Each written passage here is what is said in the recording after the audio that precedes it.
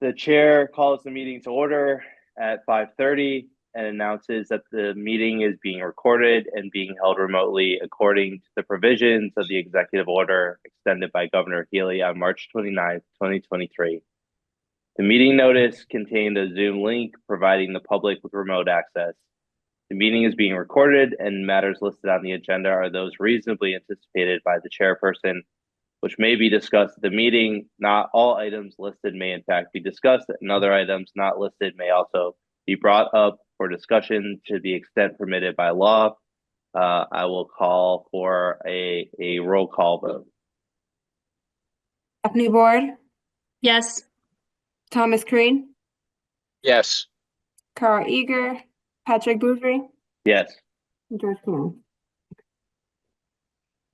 Good. Excellent. Thank you all for being here. Especially appreciate everyone being ready to rock a couple minutes ahead of time. I want to briefly just take a look at the HRA meeting notes from November 13th and 20th. Looking for a motion to accept those, both of those meetings notes. So moved. Second. Excellent. Any discussion? They look great. Can we please have a roll call? Boudry, Yes. Thomas Crean, Yes. Daphne Board. Yes. Excellent. Thank you very much. So I believe there are a couple of folks here for agenda item 4, which is a request from 160 Middle Street, Water Street, to release a reverter by HRA. So I want to move on to that for the time being, respecting our guest time. And I guess I'd start by just asking the folks who are joining us to maybe introduce yourself. And I apologize, I don't know the characters on this story, so I don't know if you're on the same team or oppositional or what we're doing here. But if maybe Tom as the first person to join the meeting, if you're part of item 4, if you could say hello and maybe say a little bit about what you like to share today in front of the HRA. Thank you, Pat. Yeah, Tom Griffin. I represent the seller of the property, and I think I see Attorney McKellick is involved, and hopefully his client will be joining us. But I just, wanted to, in case the board had any questions, that I might be able to assist. Appreciate it. Yes, and I'm Attorney Dan McKellick from Bacon Wilson, and our firm represents the buyer. And I think the phone number in the bottom corner may be the buyer's representative, Frank Stefano. Is that you, Frank? Yeah, I'm having a problem getting in, and so I used the number just to dial in. I was having a problem zooming in. Okay. I'm on the phone.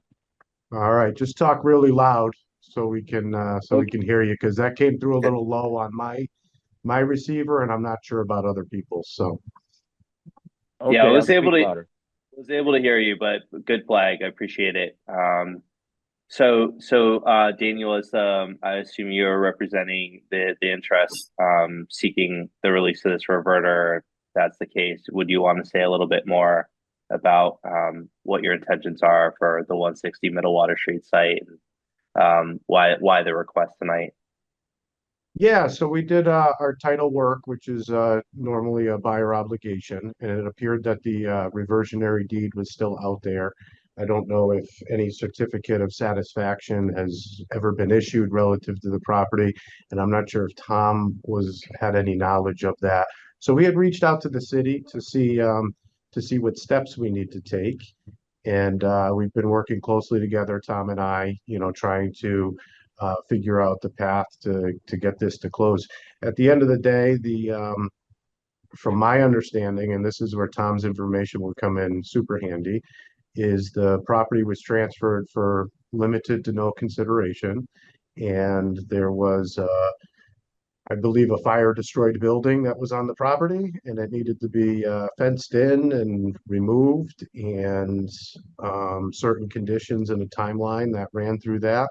And then it could be a gravel lot until a future use was determined. I think that's in bullet point 6 on the on the schedule that that was provided. And to my knowledge, all of that work has been completed and it's been, flattened out. And right now it's used as a, you know, parking lot at the end of the day for a trucking company to house some trucks there and then go out and mobilize each morning and do what they need to do, pretty consistent with the IG zoning area. And that would be what the buyer's intent is. The buyer has a interest as the tenant right now, kind of utilizing that space so it doesn't go to waste and so it's maintained. And they'd like to finish their work by putting up, some fencing around there to, make sure that everybody keeps out, so to speak, and nobody can get around those trucks. But they didn't want to spend too much money until they knew that the property was going to transfer hands. And we are here asking the board today to consider releasing that reverter deed. So the consideration that's paid is valid for the buyer, and the seller is aware that there is a premium associated with the payment. I mean, with the transfer of title. And we've allocated or are prepared to allocate money for that premium to be paid. Tom, did I speak out of turn on anything? No, you did great. I mean, Oh, yeah, no, stop. We haven't come before the board before because the prior plans fell apart. There was Alaska Assets that was involved in a marijuana cultivating project that had a right of first refusal and option of purchase, and they were unable to, pull their plans together.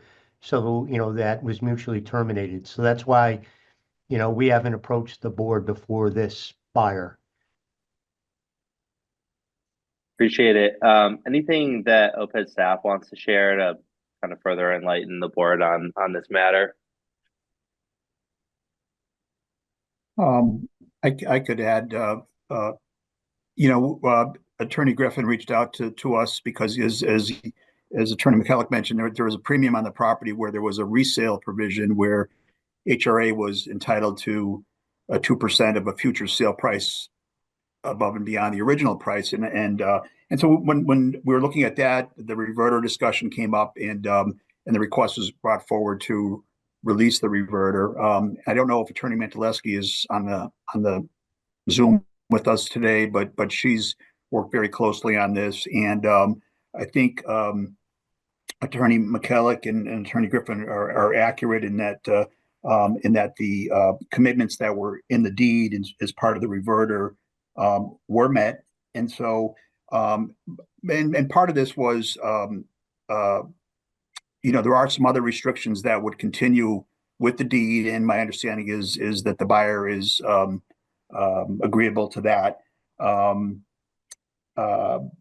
I think one of the other key points was that, and some of the board may remember at the time, there was representations when this property was sold to Western Mass Demolition that there would be some development on the property. That didn't carry on with the deed. So what is in the deed was met satisfactorily. It was a significant cleanup that the buyer did, and we've had other experience with the current owner who's done good projects in the city and other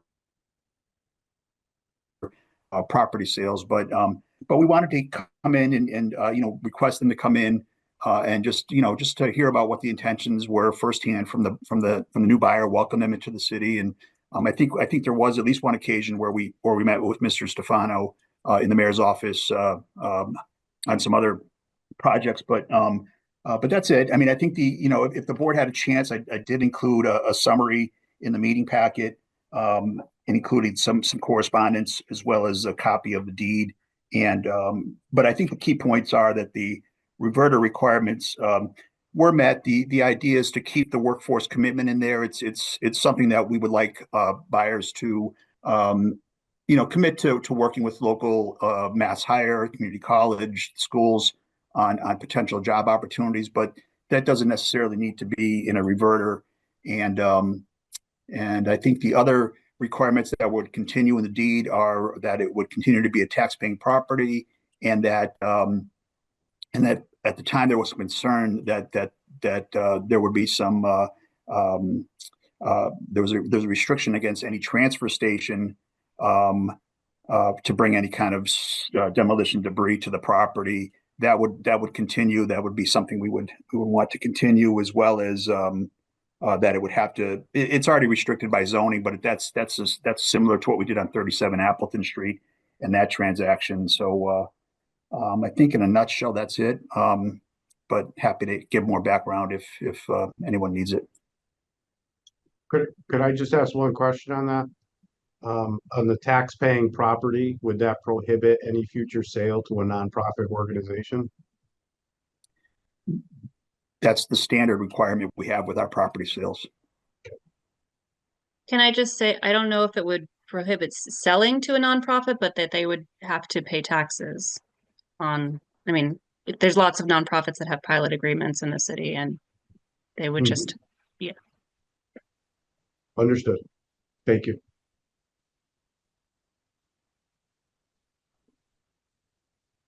Further discussion by the board?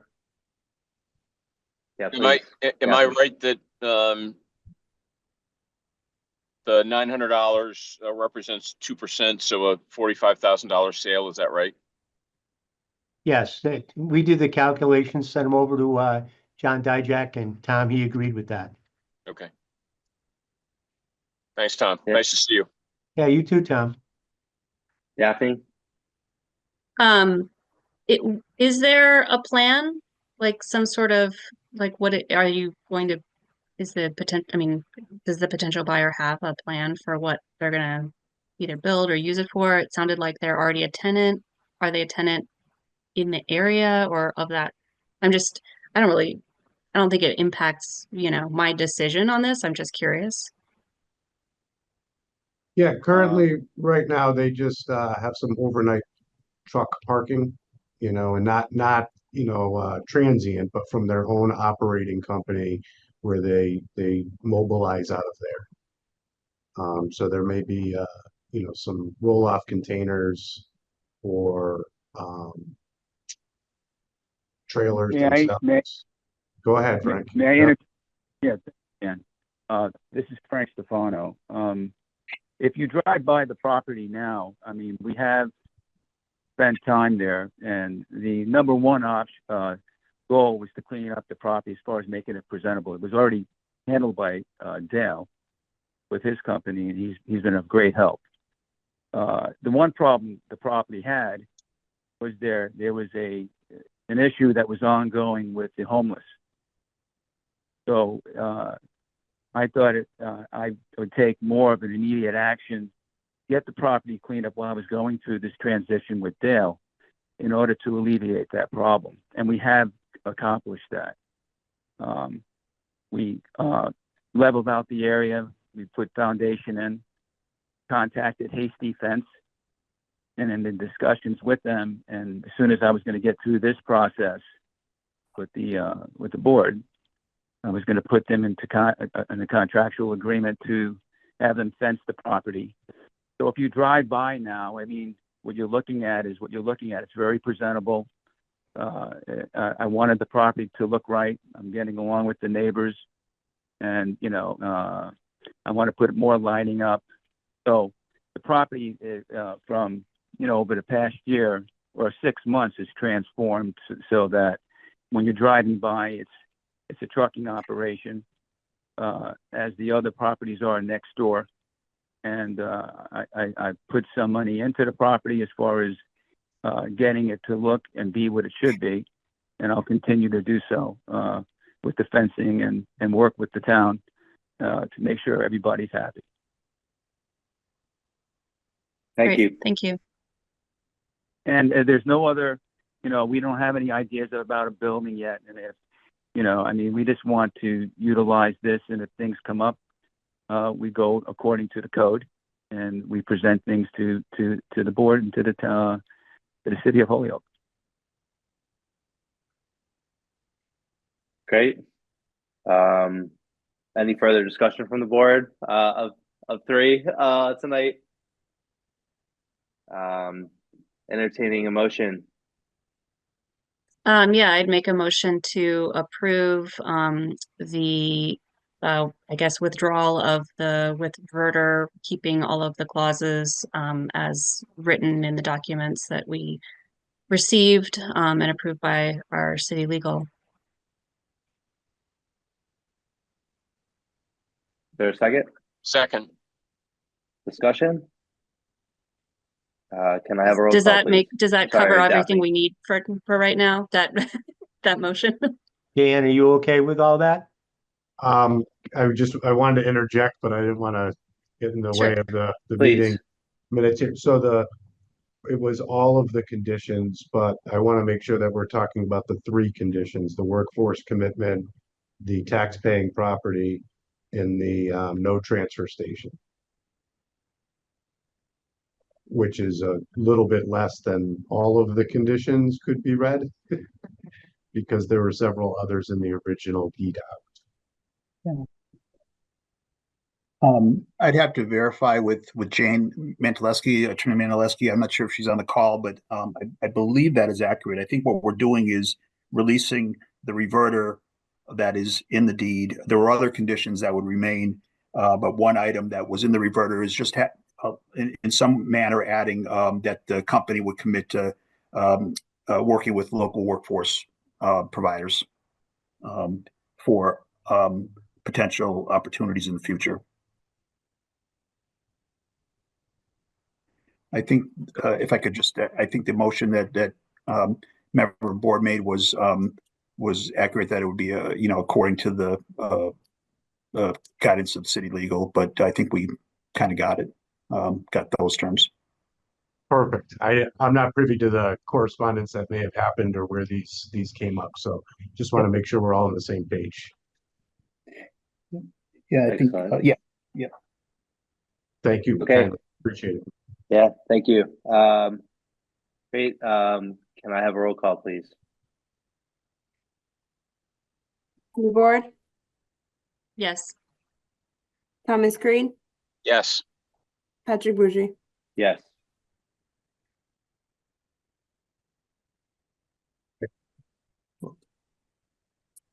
Excellent. Thank you very much. Attorneys Griffin, McKellick, and Mr. Stefano for joining us. We're gonna move on to our next agenda item. Yeah, and I will connect with Jane to prepare the release and be back in touch with the attorneys to move forward with this. So thank you very much. Thank you all, board. Thank you, everyone tonight. Thank you and have a great night, everybody. Thank you. You as well. Bye. Thank you for Thank- your time. Thank you. And thanks, John. I appreciate that. Okay, moving back in order, agenda item 3, property/project updates and next steps. Particularly to 191 Appleton Street, the Appleton Mills Apartments with WinnDevelopment.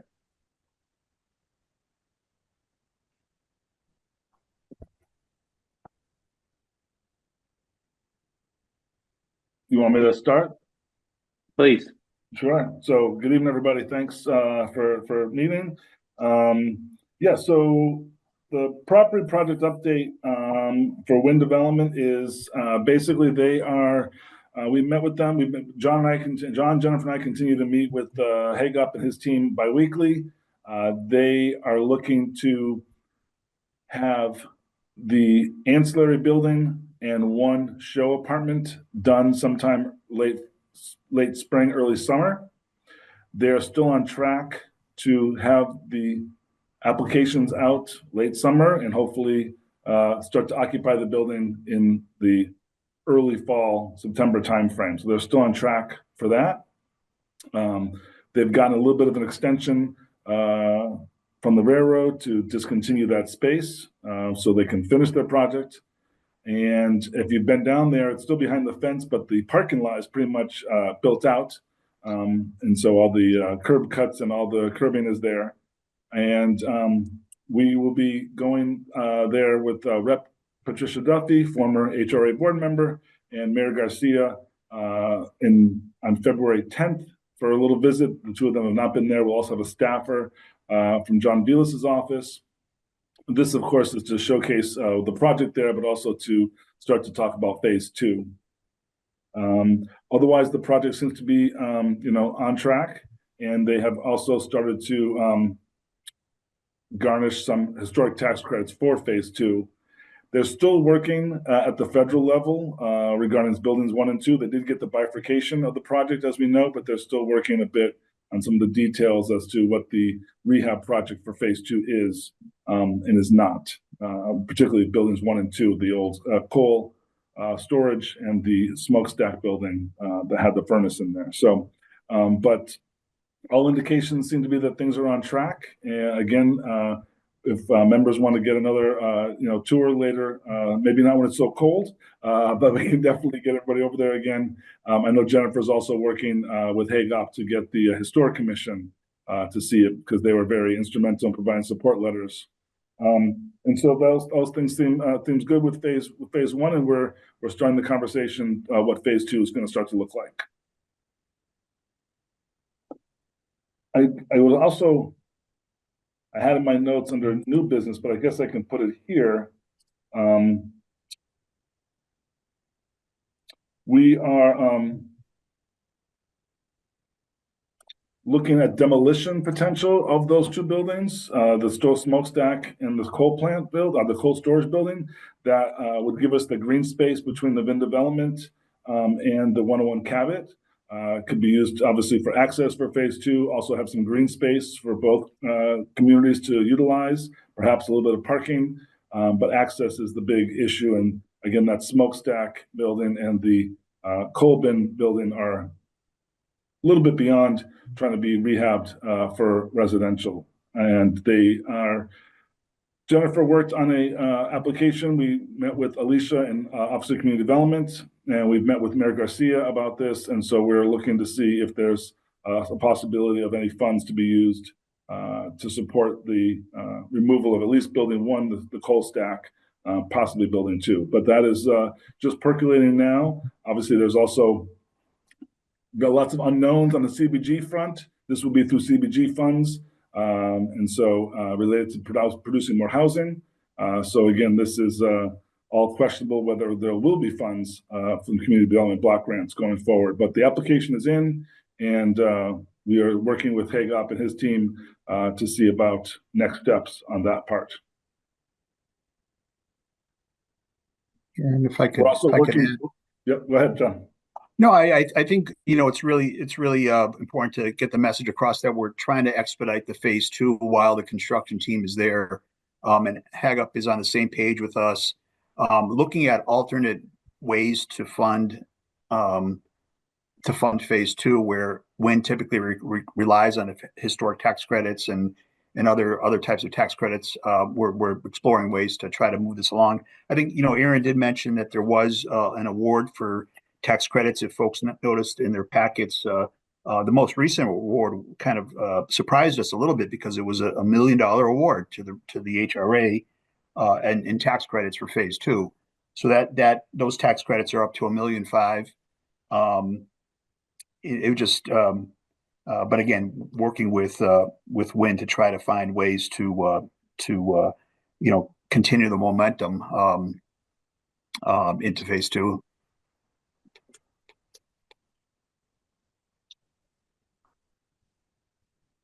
Excellent.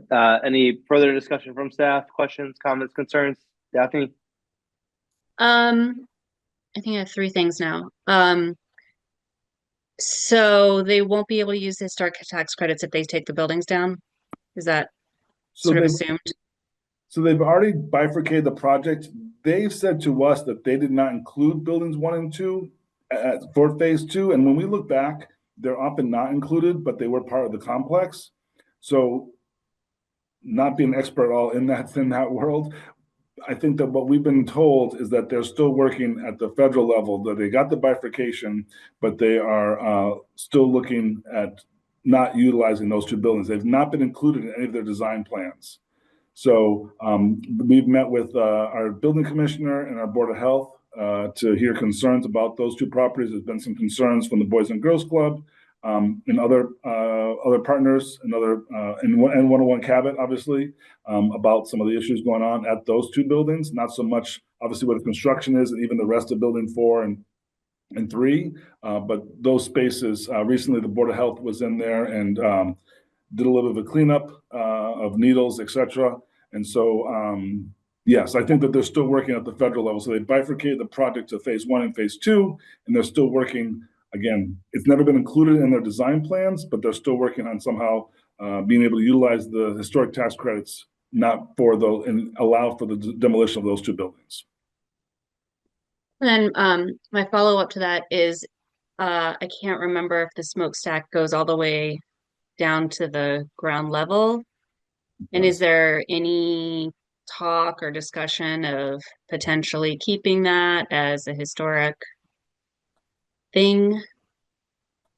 You're saying it's never been in their drawings, so these two buildings, so I guess that answers my question.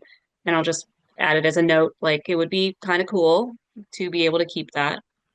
And then my next question is,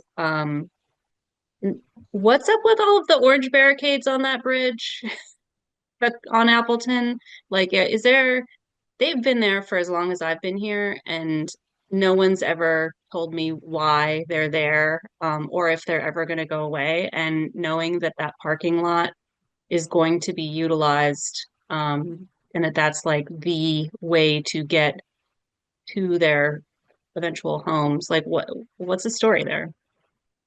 I couldn't agree more. That we've been told that that was a mass dot restriction on, for some reason, they've determined that that bridge wasn't, the crosswalk wasn't safe, but yet the driving over the bridge was okay. So I can look into it. We do have a new city engineer, well, a returning city engineer. We now have a city engineer once again here at the city of Holyoke. So I can follow up with him to see if there's any historic information on how that came to be, because you're right, those have been there forever. It would be great to get those out of there, see if there's something that can be done. The crosswalk from the parking lot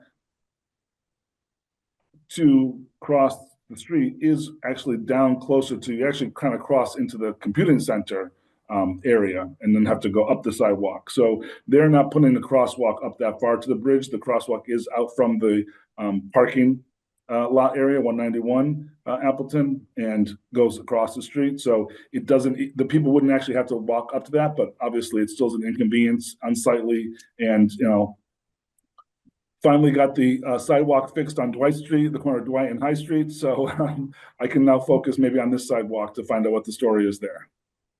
Yeah, and maybe, I don't know if like some advocacy needs to be done on the state level. It sounds like, I mean, I would be very surprised if Mass DOT even knew they were there, those barricades, honestly. I have some background that I can share. Aaron, I'll dig up the messages. Wynn had actually brought that up about a year ago, and MassDOT was corresponding to us.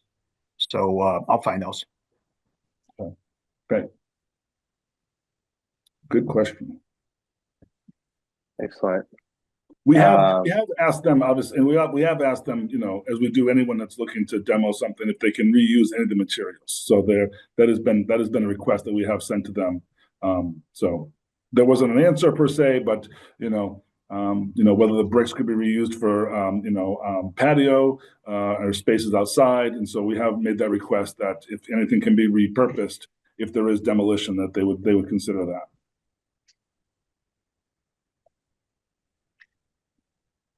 Great. Any other discussion by the board? Yeah, just a question from me, Pat, maybe two. Just to be clear, is Wynn working in concert with us in terms of a demolition solution for buildings 1 and 2? Yes, they've Okay. gotten the quote, and we've told them that, you know, we don't have a firm commitment, but I said, you know, if we get half, are you going to put up the other half? So that's the question that's being posed to them. We've also, John and I have made it abundantly clear. Once again, you know, they brought up the city portion, the city share of this project, and that I made it very abundantly clear, and we would put it in any kind of contract, that if we secure funds for the demo, that is the city's share. into phase two. They're not going to be coming back trying to get home funds. They're not going to be coming back looking for additional this and that from the city. That if the city is able to pay at least up to half of the demo costs, which came in at what, 547, I think it was, John? Yeah. Although he did indicate that the remediation came back just recently with an additional cost, so it's probably around the $600,000 to $700,000 cost right now. So that would count as a city's contribution to phase two. Okay. And in the interim, I'm hearing that neighbors have some concerns around buildings 1 and 2 and the conditions around them. We obviously own that property, so those are issues with us. Is there something we need to or something we can do to better secure that property in the interim period? We after the Board of Health was there, we did work with them, and we worked with Keith Construction. They did some additional boarding up. There hasn't been, we haven't heard anything recently, although I worry with the cold weather if people are trying to find shelter. So it's probably not much warmer in there. So yes, we are working with the Board of Health to ensure that it is boarded up correctly. And I'd also say to that comment that question that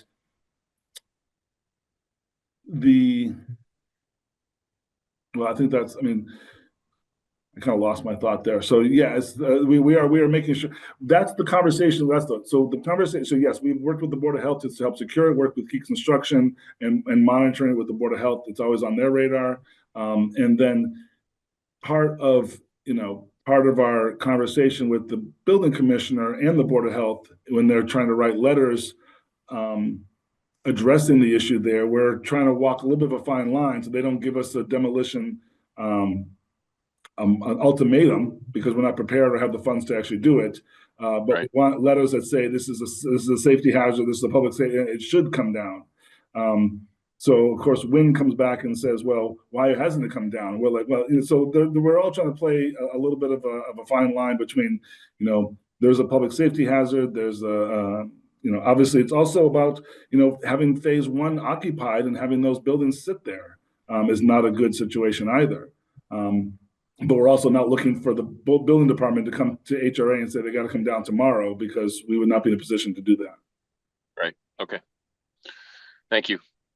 Tom has extra $900 burned a hole in his HRA pocket after item 4 today. So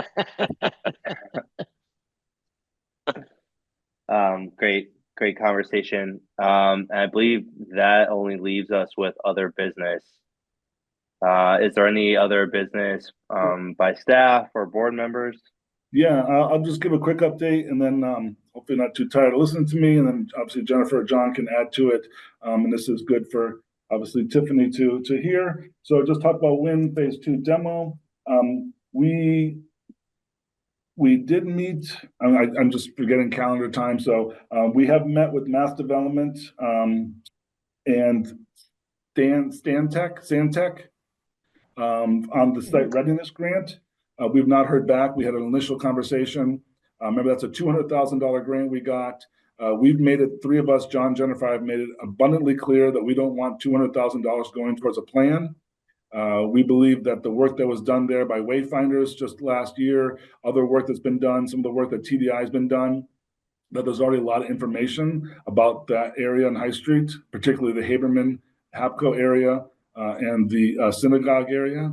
So we're hoping that the first part of the work will just to kind of review those documents and those studies and kind of synthesize it into a little bit of an update, but really kind of give us a pathway to either acquire those properties if that's what the board and we want to start moving on. So we have not heard from them in a little bit, so we will be reaching out to them to say where are we at. We know Mass Development is going through lots of transitions. They have a new director and they've just got through a lot of their funding. So, but we haven't had one meeting with them and the consultant that will be doing the site readiness plan there. We also, Jennifer, and we just heard back from them today, Mass DEP, we sent in a request for support there for the Haberman property, particularly to get a phase 1 and possibly additional work done on environmental testing. Attorney Mentaleski and Attorney Ellen Fryman are working on an access agreement There was a recent passing in the Haberman family, and now the rest of the family members feel that there's a path now to dispose of these properties and work with the city on that. So we hope there's a path forward. They're waiting for a personal representation for the family to be appointed. But Ellen Fryman is with them, and Jane Manteleschi, our attorney, has been working on getting an access agreement. The fire department and board of health, has told us we can go in there right now if you want to. And we're just like, let's just work together. We want to work with the family. We want to, and having the board of health and the building and the fire department go in there will give us some information, but really it's the environmental stuff we want to know. If we're ever going to look into acquiring that property, we need to know what's there. So that is moving along or slowly. Any questions on that before I'm going to go? I got two more. 123 Pine Street has their vacant building registration hearing, I believe, next week. Jennifer probably knows the date better than I. And so Jennifer has been, and John, we've been working with the former building commissioner who's still on contract, the current building commissioner, the Board of Health, and discussing 123 Pine Street. So we are going to wait to see what they're hearing, what information they'll bring to the hearing. And we do plan on inviting them for their 6-month update to the February meeting. So we should be getting some information there. We have had our housing consultant, Lynn Sweet, work with them a little bit. Interestingly enough, that location is kind of outside some of the zones of I think it was the HDIP zone. They were just outside the HDIP zone. So they weren't able to look into using HDIP, which was unfortunate because the state is looking for more HDIP projects from Holyoke. As you know, Open Square received $2.5 million in HDIP funding, and Vadim and his team at Urbanist Properties have received some HDIP funding for one of their projects on High Street. So, we're still monitoring 123 Pine, but we will have them in February. So that'll be after their VBR hearing. So if they try to present a different schedule or explain why they're already behind schedule, we'll be able to address that.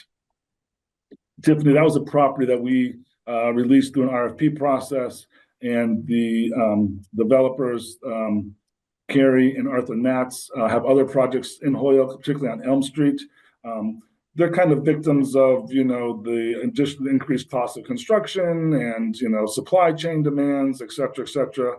And they're sort of in a position where they needed to get Elm Street up and running to get the money from the bank allowed to be a little more liquid and a little more fluid. But some of our concern has been that that's not what they presented to us. When they presented to us to do this project, they presented that they had the funding to move forward with the project. So it's been a little bit of a sticky situation, and I think board members are kind of at the maybe at the end of the line of hearing the excuses and want to see something happen there. And then 37 Appleton Street, which is another property that this board was able to dispose of, and American Environmental purchased the property. There was a massive cleanup there. They did a large demolition job, and then it's been an empty lot for a long time. They are in front of the planning board, and actually Jeff Burkott, our principal planner, was just writing the notes for their first submission. They will be back in front of the planning board on February 11th. They're only looking at this time to develop I'm going to say the northern side of the property, where the facility would be for their truck repair and storage, and also perhaps retail. We are getting different stories because originally they were going to keep the retail on Canal Street. Now we're hearing they may be moving that, so there's still some questions, and they have not presented any plans for the rest of the parcel. So there is some lighting, there is fencing, there is a halfway of a parking lot done for access to that building that would be developed.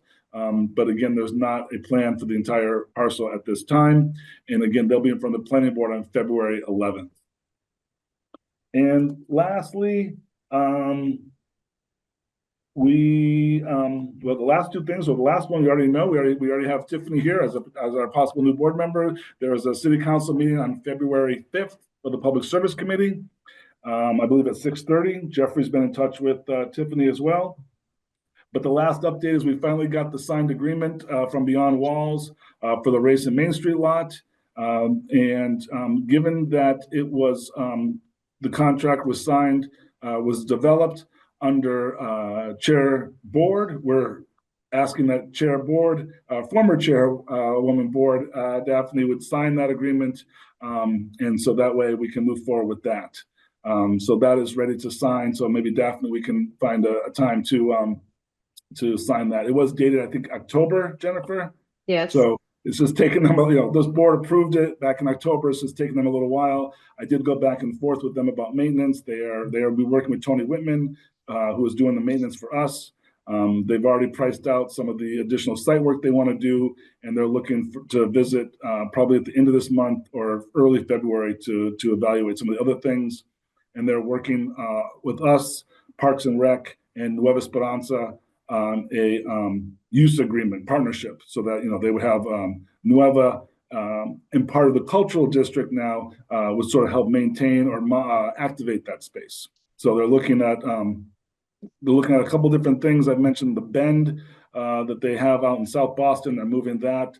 A Connex box or two that would have assets inside, like benches and tables that people could utilize. They're really focused on community events, whether it was a community event to build out a stage, a temporary stage, to paint those Connex boxes. We've talked about the signage, that there's HRA property that is still obviously available for a larger development. And the key with this arrangement with Beyond Walls is those assets that they bring into Holyoke will stay in Holyoke. So if this property were to get developed in the next couple of years, those assets could be moved somewhere else in the city. But we're really excited that this will be activated this spring and part of the newly minted Puerto Rican Cultural District, the second largest one in the country.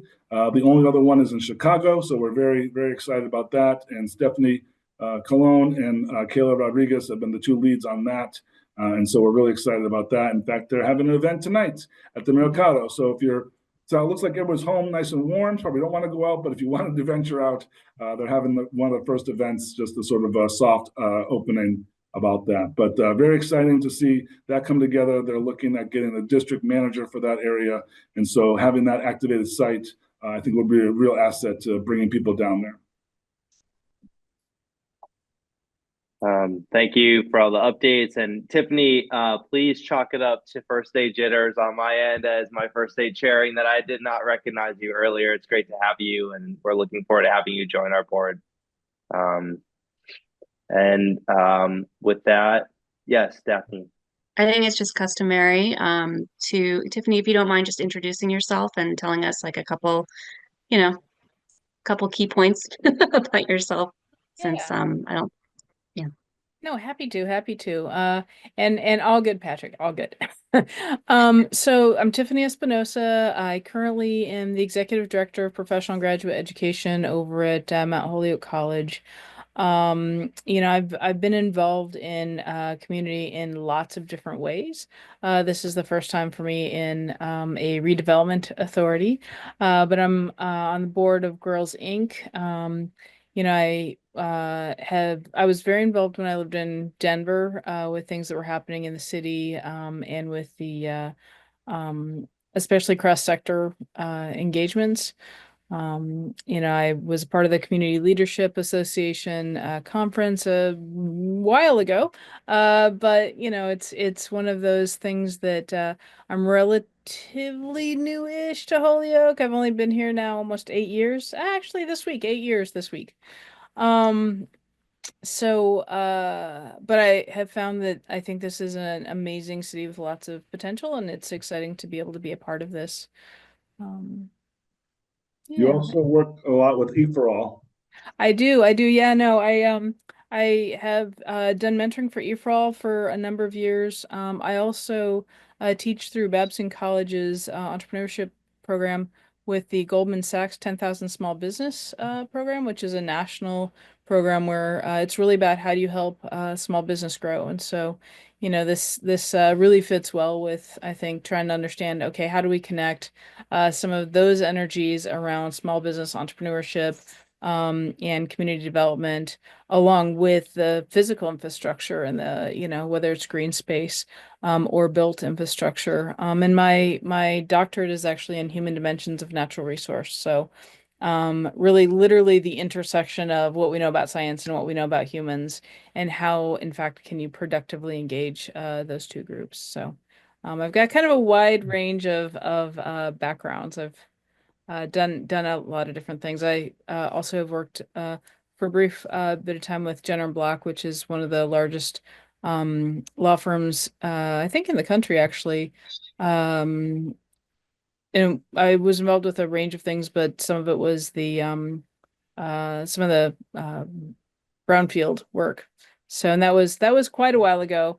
And I was not a lawyer, but I have a healthy appreciation for what, what the different structures, whether it's local government, tax structures, legal agreements, have to do with how can you help create opportunities. So I'm super excited to learn and to be a part of this group, and to be with folks that I've heard through the grapevine are fantastic humans to be working with and learning from.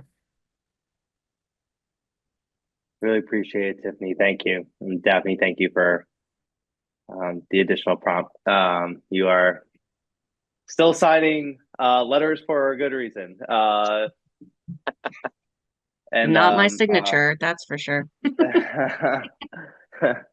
And with that, I believe I'll entertain a motion to adjourn. So moved. Second.